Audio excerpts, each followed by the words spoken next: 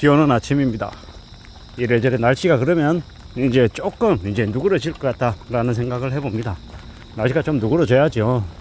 뭐 9월 중순인데도 이놈의 날씨가 너무너무 더웠던 것 같습니다.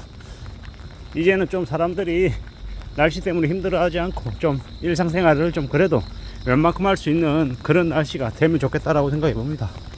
요새 우리가 살아가는 이제 보통 사람들의 모습이 너무도 좀 비정상인 것 같습니다. 뭐 사실상 이렇게 희망이 없고 절망에 그냥 이렇게 짓눌려서 사는 사람들이 너무도 많은 것 같습니다. 그러다 보니까는 무시당하지 않으려고 되게 가시하고 드러내고 하는 게 많은 것 같습니다. 나 부자야. 나 30억 자산가잖아. 나 연봉 1억 5천 2억 받잖아. 뭐 이런 식으로 계속 떠들어대면서 사는 것 같습니다. 근데 그게 정상이라고 보기가 어렵죠. 왜냐? 실제로 그렇게 자기 돈 많다고 가시하고 드러내는 사람들은 실제로 돈이 없는 사람일 가능성이 큽니다. 자산가라고 떠들어대는 사람 거의 대부분 다 사기꾼이고요. 자신이 그렇게 대단한 사람이다라고 떠벌리면서 그걸 통해 가지고 뭔가 이제 다른 사람에게 뜯어내려고 하는, 다른 사람 등쳐먹으려고 하는 그런 속셈이 있는 것 같다라고 생각하면 거의 맞습니다. 이 지금의 시대가 희망이 안 보이고 절망만 넘쳐나는 시대가 되다 보니까 세상이 뭐가 이상하게 돌아가는 게 많아 보이죠. 요새 뭐 의료 대란 때문에 난리죠. 아프면 안 된다고 얘기합니다. 사실상 의료 민영화를 위해서 저 윤석열이라고 하는 놈이 수작질을 벌린 게 아닌가라는 의심하는 이들도 되게 많습니다. 뇌물을 받은 영부인이라고 하는 년이 아무렇지도 않게 뻔뻔하게 쳐돌아다니면서 대통령 놀이하고 있는 게 지금의 나라다. 이게 뭐가 좀 많이 엉망이어도 이렇게 심할 수가 있나 라는 생각이 드는 거죠. 보수 진보 구분할 게 아니라 좀 제대로 일할 수 있는 사람을, 그 자리에 걸맞는 사람을 앉혀야 되는데 그러지 못하고 있다 보니까 더 엉망이 되어가는 같은 생각이 듭니다.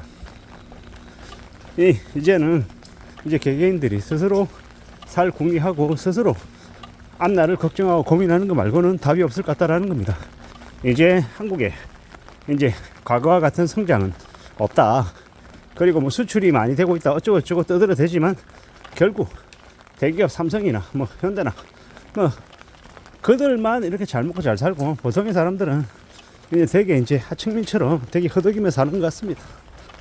우리가 이제 잃어버린 30년을 겪었던 일본보다 잘 살 수 있다라고 어떻게 장담합니까? 지금 하는 것들을 보면 아무리 둘러봐도 더 나아질 기미가 안 보이죠. 그게 이제 현실입니다. 뭐 불편하다 어쩌다 뭐 얘기할 필요도 없고 지금 우리가 맞이하는 현실이 더 암울하고 더 암담할 수 있다라는 걸 인정하고 살 궁리해야 될 것 같습니다. 어떻게 지내야 되나, 어떻게 살아낼 수 있을까 고민하고 의식하고 생각하면서 대책 마련을 해야, 그래야 삶이 조금이라도 대비가 될 것 같습니다. 그러지 않으면 정말 힘들어질 것 같다라고 생각하면 그게 맞을 것 같습니다. 지금 우리가 별거 아닌 것처럼 생각하는데 앞으로 우리에게는 엄청난 대가를 치러야 될 시기가 이제 오고 있는 겁니다. 대출료 5억, 7억, 10억을 너무 쉽게 생각하고 빚낸 사람들 이제 가상금리 때문에 많이 어려워할 겁니다. 2025년 7월 스트레스 DSR 3차 시행하고 이제 그 이후로 몇 달 지나고 나면 뭐 거의 한 2025년 말쯤부터 해가지고 많이 어려워질 것 같고, 뭐 2026년부터는 경매 물량도 서서히 늘어나고 26, 7, 8 아마 서울 기준의 주택 구입 부담 지수도 100 이하로 내려가지 않을까라고 조심스레 예측해 봅니다. 결국 그때쯤이 되면 많이 어려워지고 많이 난감해지고 많이 이제 곤욕스러워하는 사람들이 늘어날 것 같습니다. 이웃나라 일본이 1980년대까지만 해도 90년대 초까지만 해도 되게 거드름 피우고 상다리 부러지게 되게 낭비하고 허세 부리는 게 되게 심했습니다. 근데 지금의 일본 보통의 사람들이 되게 성실하고 되게 저축하며 사는 삶을 살고 있습니다. 왜겠습니까? 너무 많은 사람들이 뛰어내리고 무너지고 몰락하고 야반도주하는 걸 봤기 때문에 이제 살아가는 보통 사람들의 삶에서 돈이 목숨줄이라는 걸 뒤늦게 알게 된 겁니다. 그래서 그들이 함부로 연끌하지 않고 빚내지 않고 뭐 벌어들이는 돈이 아무리 적어도 저축하며 사는 삶을 사는 이유가, 그들은 이미 다른 사람들이 너무 잔인하게 잔혹하게 몰락당하고 추락하는 걸 봤기 때문입니다. 앞으로 이제 우리가 그러며 살게 될 것 같습니다. 옥상 문도 되게 많이 걸어 잠글 것 같고, 지하철 연착도 많이 될 것 같고, 이래저래 난감하고 믿기 어려운 이제 잔인한 일들이 많이 생길 것 같습니다. 요새 또라이들이 되게 많습니다. 제가 이제 엊그제 지하철을 탔는데, 나이 든 노친네가 자기 집 안방도 아니고 노래 소리를 엄청 크게 틀어놓는데 아무도 제지를 못합니다. 왜겠습니까? 그 잘못 제지했다가 그 미친 그 노친네가 또라이 짓을 할지 누가 아냐라는 겁니다. 제가 노친네라고 표현하는 건 그 폄하가 아니라 그런 인간 말종 같은 사람들에게 이제 뭐 좀 심하게 얘기하고 싶은 그런 마음들이 담긴 겁니다. 왜냐? 뭐 혼자 전화하다가 소리 지르고 발로 걷어 차고 미친 짓거리 하는 이제 또라이들이 너무 많은 세상이 돼서 이제 겁나는 거죠.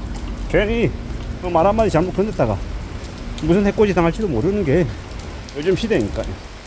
참 미친 놈들 많고 비정상인 사람들이 많습니다. 나이가 들었다고 공격받을 대상이 아니다라는 게 요즘 시대 노인들의 모습입니다. 참 어처구니 없죠. 너무 무리하게 얘기하는 거 아니냐, 너무 불손하다 이렇게 얘기하는 사람도 있을 겁니다. 근데 나이가 많든 적든 남들을 배려하고 예의를 갖추고 최소한의 사람의 모습을 해야, 그래야 사람으로 대접받는 것 같습니다. 요즘 사람이 아닌 짐승 같은 인간들이 너무도 많다. 아니, 짐승 같다라고, 짐승이다라고 얘기해도 하나도 과도하지 않은 것 같습니다. 그런 시대에 지금 우리가 살고 있습니다.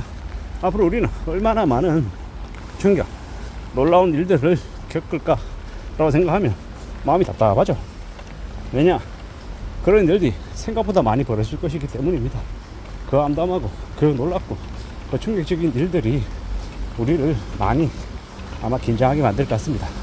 앞으로 엄청나게 많은 사람들이 몰락하고 무너지면서 그들이 우리 사회에 많은 교훈이 될 거다라는 생각도 듭니다. 쉽고 만만하게 함부로 생각하지 마라. 잘못 생각했다가 인생이 전부 다 엉망될 수도 있다 라고 생각하고 마음 단단히 먹고 지내야 되겠습니다. 이 험난한 시대를 살아가는데 뭐 괜찮은 것처럼 별거 아닌 것처럼 얘기했다가는 인생에, 세상에 큰 배신을 당할 수 있다는 겁니다. 회사에서 자신은 직책이 높고 자신은 되게 대단한 존재라고 어시되는데 결국 월급 조금 더 받는 노예일 뿐이다. 언제든지 자리를 빼버리면 허둥지둥대고 어떻게 못할 되게 나약한 존재다라는 걸 잊어서는 안 되겠습니다. 나 팀장이야, 나 상무야, 나 본부장이야 라고 가시되는 순간 그 사람 인생이 되게 제일 비참하게 몰락할 수 있음을 명심해야 될 것 같습니다. 이상입니다.